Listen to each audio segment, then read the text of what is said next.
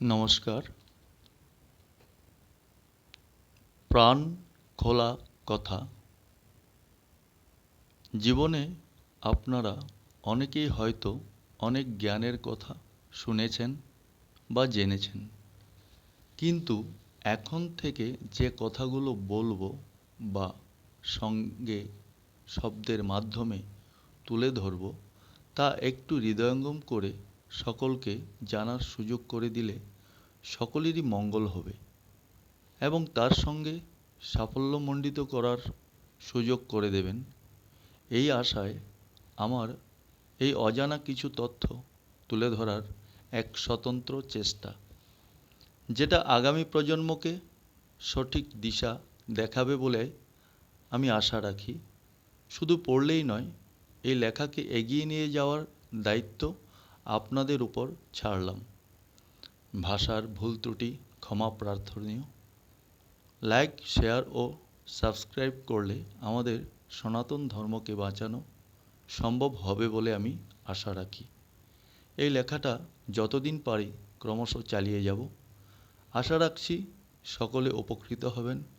আর দয়া করে কোনো ধরনের কুমন্তব্য কাউকে লিখতে বারণ করবেন, এই অনুরোধ সকলের নিকট একান্তভাবে কাম্য।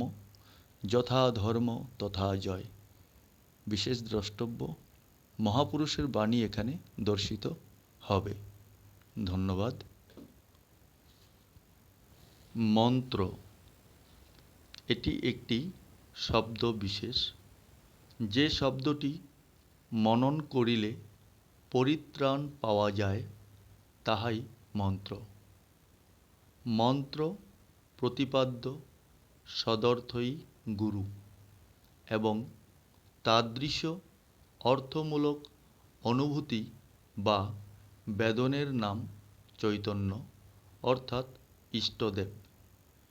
এইরূপ মন্ত্র, গুরু ও দেবতা এই তিনের একীকরণ হইলেই মন্ত্র চৈতন্য হয়। একটি দৃষ্টান্তর দ্বারা বিষয়টি সহজ করা যাওক। মনে করো তেঁতুল একটি শব্দ। এই শব্দটি মন্ত্রস্থানীয়। যতক্ষণ তেঁতুল শব্দটির অর্থ বোধ না হয়, তেঁতুল কি তাহা জানা না যায়, ততক্ষণ উহা মৃত শব্দ মাত্র। মুখে লক্ষবার তেঁতুল বলিলেও তদ্বিষয়ক জ্ঞান হইবে না। তারপর একজন আসিয়া তেঁতুলের আকার, আস্বাদ ইত্যাদি ভালোরূপে বুঝাইয়া দিল। তখন তেঁতুলের অর্থজ্ঞান হইল। এই অর্থেরই নাম গুরু। তখন তেঁতুল শব্দ উচ্চারণের সঙ্গে সঙ্গে উহার অম্লতা বিষয়ক জ্ঞান ফুটিতে লাগিল। তারপর যখন দেখিবে তেঁতুল শব্দ উচ্চারণ করিলে ওই অম্লতা বিষয়ক জ্ঞান তোমার অনুভূতি পর্যন্ত ফুটাইয়া তুলিতে পারে, অর্থাৎ যখন তেঁতুল বলিলেই জিহ্বা রসার্দ্র হয়, তখনই বুঝিবে উহা চৈতন্যময় হইয়াছে। এইরূপ সর্বত্র একই ভাব বিদ্যমান। মন্ত্র চৈতন্যময় না হওয়া পর্যন্ত শুধুমাত্র শব্দই থাকে। যেমন একটি উদাহরণস্বরূপ, সর্বমঙ্গলমঙ্গলে শিবে সর্বার্থ সাধিকে শরণ্যে ত্র্যম্বকে গৌরী নারায়ণী নমঃস্তুতে। এর অনুবাদ, তুমি সর্বমঙ্গলের মঙ্গলকারিণী, তুমি শিবা মঙ্গলময়ী, তুমি সর্বাভীষ্ট সাধিকা, তুমি শরণ্যা অর্থাৎ আশ্রয়ণীয়া, তুমি ত্রিনয়না, তুমি গৌরী, তুমি নারায়ণী, তোমাকে প্রণাম।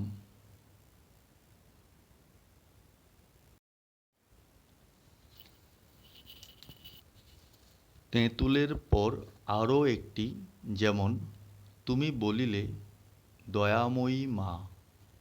অমনি দয়ার অনুভূতিতে তোমার হৃদয় আপ্লুত হইয়া গেল। এইরূপ হইলেই বুঝিবে যে তোমার দয়াময়ী শব্দটি যথার্থ উচ্চারিত হইয়াছে।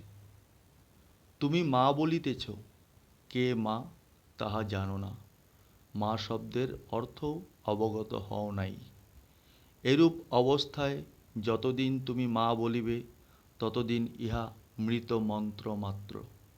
তারপর একজন তোমায় বুঝাইয়া দিলেন মা শব্দের অর্থ, পরিপূর্ণ স্নেহের আধার, জগৎব্যাপী চৈতন্য, তিনিই তোমার আত্মা। গুরু কৃপায় ইহা যেদিন বুঝিতে পারিবে, যেদিন মা বলিবা মাত্র একটা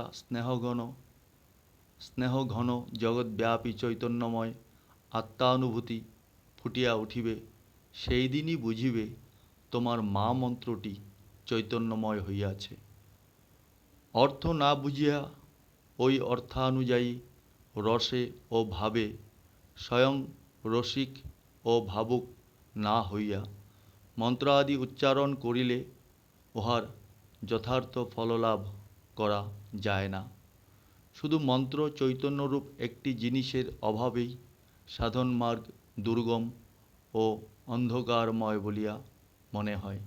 সুতরাং কোনো স্তোত্রাদি পাঠ কিংবা বিশিষ্ট কোনো মন্ত্র জপ অথবা নাম কীর্তনকালে উহার সদর্থ জানিয়া অর্থানুরূপ ভাবে স্বয়ং সংবেদিত হইতে চেষ্টা করিবে, তবেই উহার যথার্থ ফল সত্বর প্রত্যক্ষ হইবে। ধন্যবাদ।